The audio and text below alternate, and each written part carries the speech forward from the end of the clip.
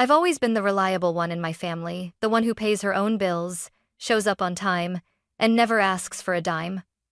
My younger sister, Vanessa, is different. At 26, she still lives with our parents, drifts from one big idea to the next, and somehow always has a new designer bag hanging off her arm. At last weekend's family party, she cornered me between the dessert table and the patio door. Her tone was syrup sweet. Nat, I need end 290 for a new business idea. It's going to be huge. I laughed until I realized she was serious. I told her no. Firm, final. She didn't argue. She just smiled in a way that made my skin crawl. An hour later, that same smile was on her face as she stood by the pool, my laptop in her hands. Oh, sorry, she smirked. I accidentally dropped it. For a moment, I thought I'd misheard her. The chatter from the patio, the clinking of glasses, the hum of my uncle's laugh, it all faded as I watched my 500 work laptop hit the water with a hollow splash. Time slowed. The ripples swallowed it whole, the silver casing disappearing under a shimmer of blue. My stomach dropped in perfect sync. What the hell, Vanessa? My voice was sharper than I intended, but not nearly sharp enough to cut through the smug curve of her lips. She tilted her head, feigning innocence. Oh, relax. It's just a laptop. Just a laptop. That laptop was my livelihood custom software, client contracts, months of ongoing campaigns stored on its drives.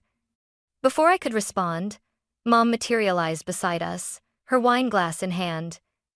Nat, it was obviously an accident, she said, her tone more exasperated with me than with the one who'd just drowned my work. I looked at her, waiting for even the smallest flicker of concern. Nothing. Dad was nowhere in sight, and the rest of the family had already turned back to their conversations, as if nothing had happened. I knelt by the pool, reaching in and pulling the sodden machine from the water. It dripped like a dying animal in my hands, each drop a reminder of how fast things can be destroyed. Vanessa stayed rooted in place, that smirk never leaving her face. You know, she said casually, if you'd just helped me with the 29 grand, this wouldn't have been necessary. Necessary? I felt something cold settle in my chest. It wasn't anger, not the hot, explosive kind. Anyway, this was quieter, heavier, the kind of cold that stays. Enjoy the party, I told her, my voice steady. I wrapped the laptop in a towel from the lounge chair and walked inside without another word. The rest of the evening blurred.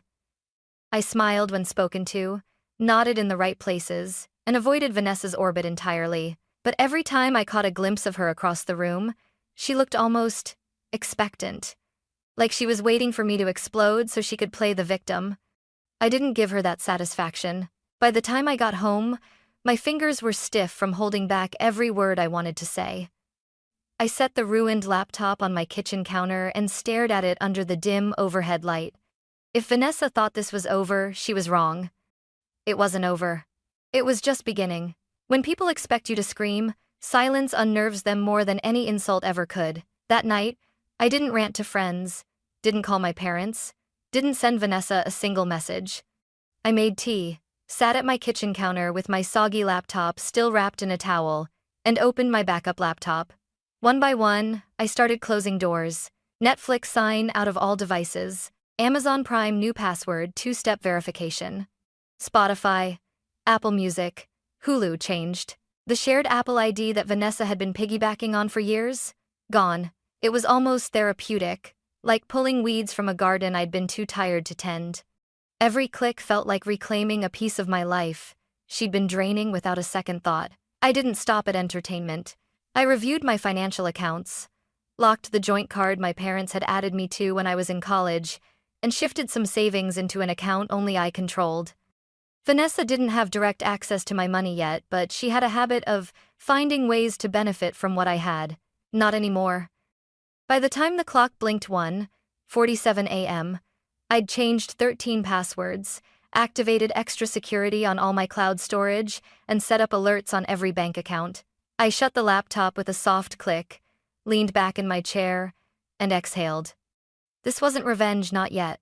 This was insurance. At exactly 6:15 a.m., My phone buzzed on the nightstand. Vanessa's name. I let it ring. It buzzed again, this time a text. Vanessa.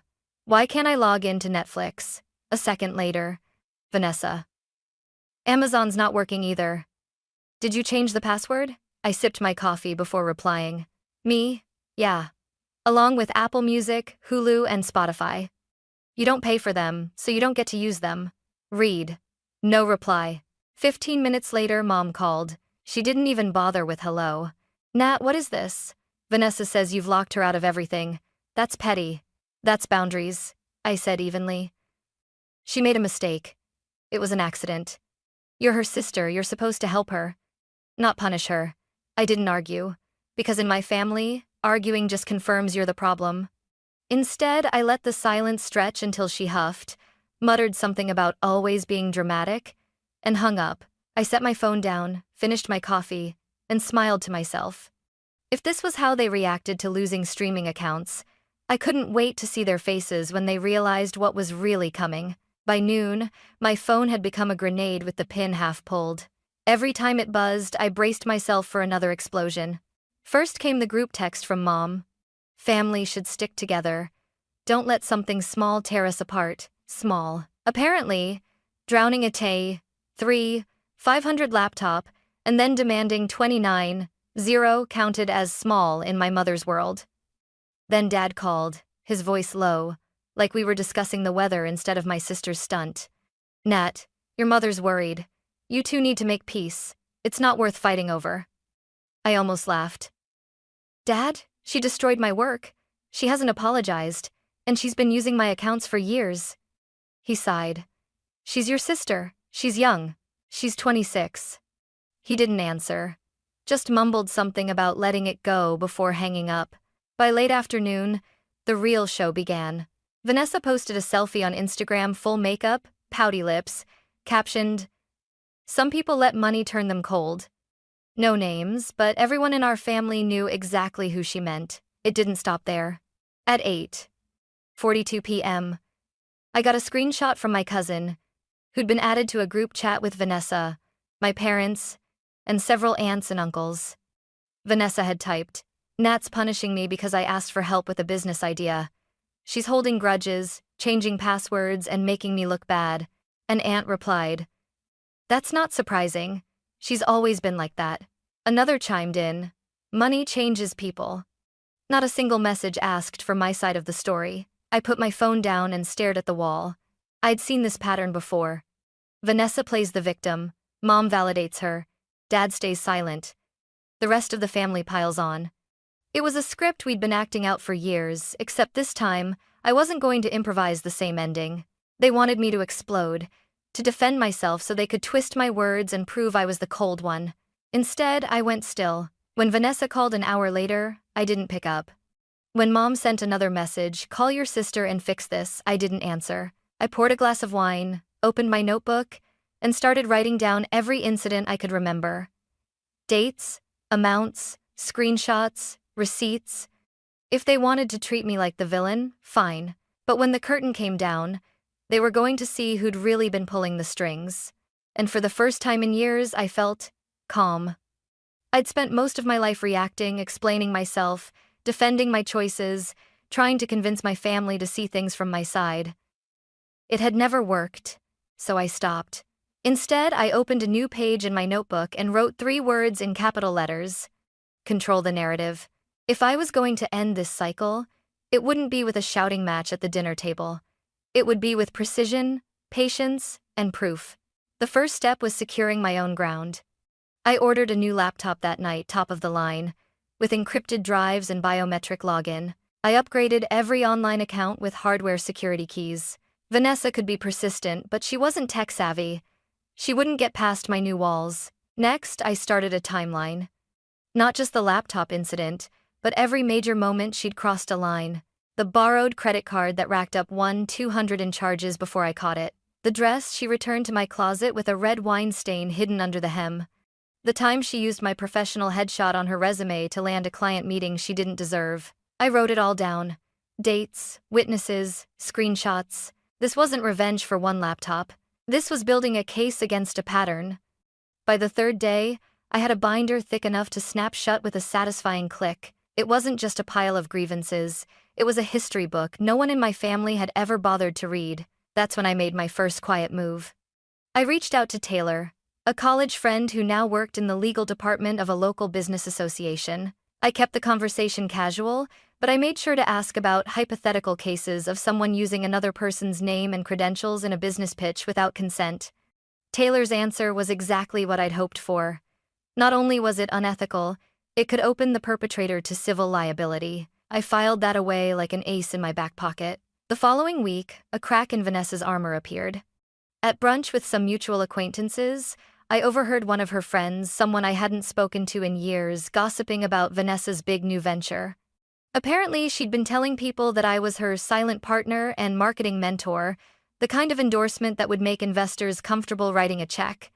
It took everything in me not to smile right there at the table. She'd handed me the perfect opening. I didn't confront her. Not yet.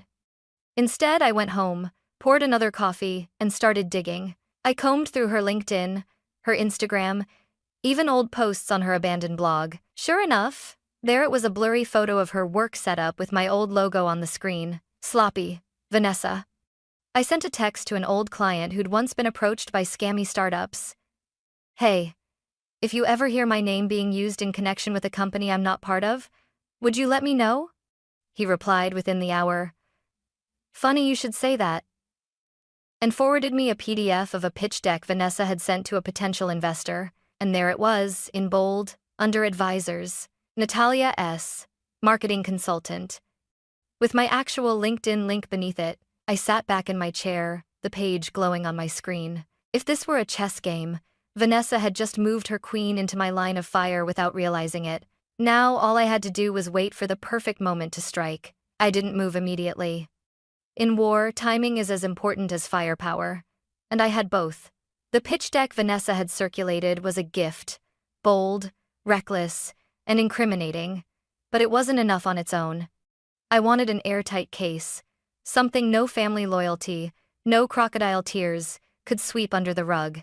For the next week, I became a collector. I gathered the Instagram screenshots where she'd bragged about making moves with my big sis behind the scenes.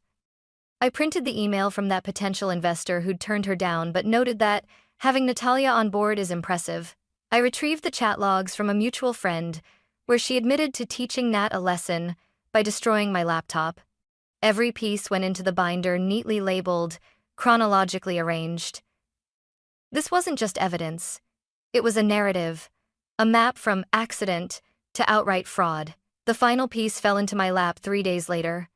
Mr. Carson, yes, the same family friend who'd once been at my high school graduation, called me out of the blue.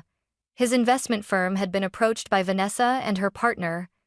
He'd declined, politely, but something in her pitch had nagged at him.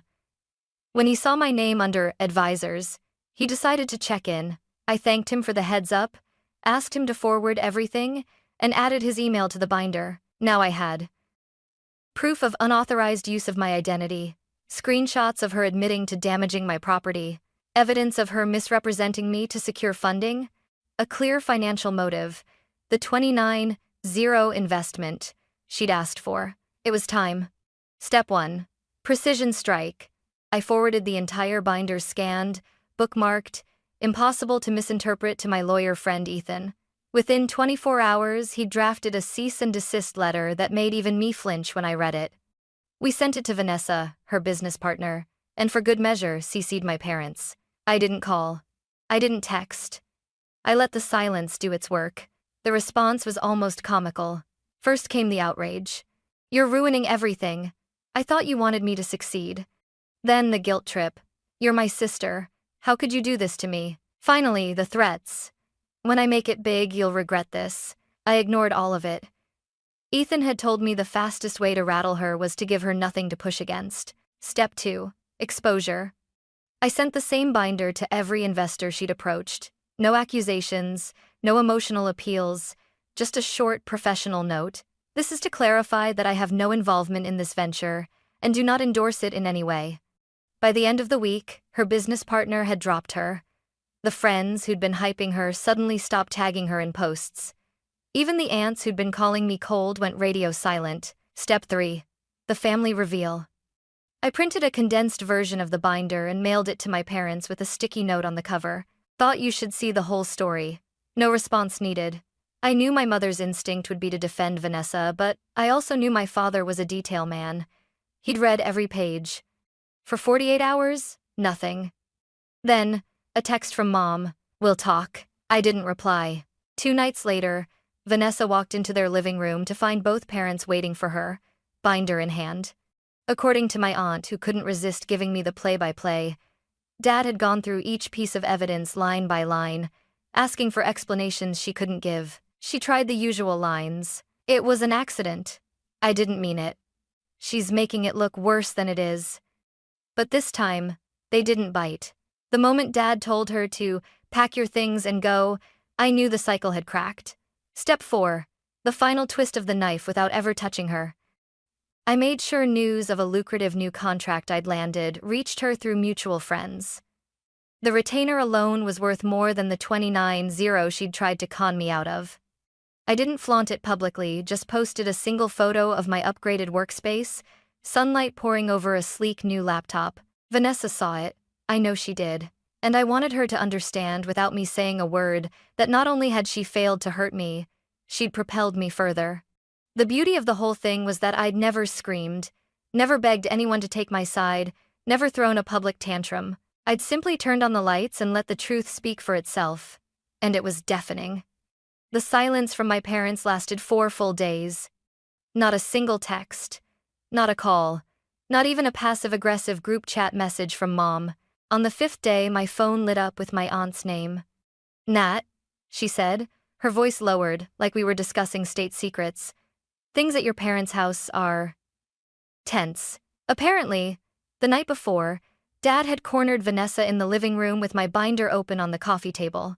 He'd gone through it page by page, every screenshot, every email, every bank statement, until there was no space left for excuses. Vanessa tried the usual script. "It was an accident. I didn't mean it. She's twisting everything." But this time, Mom didn't swoop in to save her. My aunt said she just sat there, lips pressed tight, while Dad told Vanessa to start packing. "No more handouts," he'd said. "No more just this once. You've burned through your chances." By the next morning, Vanessa was gone, 2 suitcases, a duffel bag, and no plan. Word traveled fast through the family network. The same cousins and uncles who'd called me cold and selfish now had nothing to say. The group chat went dead. It was almost funny when I'd been painted as the villain. Everyone had an opinion. But now that the truth was laid out in black and white, they couldn't type fast enough to stay silent. Her so-called friends? Half of them stopped answering her calls after the cease and desist letter went around. The rest quietly unfollowed her on social media, like they didn't want to be anywhere near the blast zone. One mutual acquaintance told me they'd heard her business had completely collapsed, no investors, no partner, no money. She'd been couch surfing with a couple of old friends, the same ones she used to brag about outgrowing. I should have felt triumphant. But when I ran into her 3 weeks later, I didn't feel triumph. I was leaving a coffee shop when I spotted her across the street. Her hair was unbrushed, makeup smudged, wearing the same wrinkled hoodie I'd seen her in at family barbecues. She wasn't scrolling through her phone like usual, just staring at the sidewalk, shoulders rounded like she'd been carrying something heavy for too long. For the first time in years, there was no smirk, no sarcasm, no challenge in her eyes. She glanced up, saw me, and looked away without a word. I kept walking. I wasn't interested in revenge anymore. Justice had already been served. She'd done it to herself, every cut string, every burned bridge, every door slammed shut. All I'd done was stop protecting her from the consequences she'd been running from her whole life. It's been 6 months since Vanessa walked out of my parents' house with 2 suitcases and no plan. We haven't spoken since. Mom sends the occasional holiday text, short, polite, stripped of the usual guilt trips. Dad's messages are even shorter. "Hope you're well." The endless lectures about helping family have stopped, replaced by an uneasy truce. I didn't set out to break my family. I set out to protect myself. And in doing so, I think I showed them something they'd spent years avoiding, that protecting Vanessa wasn't love. It was just enabling her to stay the same. My business is stronger than ever. The new laptop has already paid for itself twice over, and I've built walls around my life that no one gets through without earning the right. I still keep the binder, not because I plan to use it again, but as a reminder. Boundaries aren't built in one dramatic moment, they're built in 100 quiet decisions to stop letting people treat you like you owe them everything. Sometimes I wonder if Vanessa ever thinks about what she lost, but then I remember it's not my job to wonder. Because in the end, the most powerful revenge wasn't destroying her. It was walking away and letting her destroy herself. And I did, calmly, completely, without ever raising my voice,